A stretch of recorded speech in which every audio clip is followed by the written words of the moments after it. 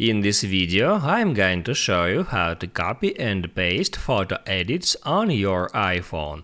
That is quite simple and easy to do, so let's begin. And first, open up Photos app, then get into any album and then pick a photo that you want to edit. And then right here hit on edit to bring up edit mode. After that you can use any of the tools to get changes to edit this picture in the way that you like. And once you did that, once you are happy with the result, you can hit right here at 3 dots and then select copy edits. Now then you can hit on done to apply the changes, or you can hit at undo button to undo those changes.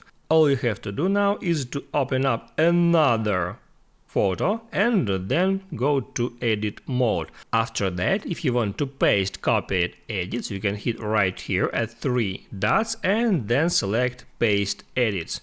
Then you can hit on done to save the changes. I hope it helps you guys, so don't forget to like and subscribe.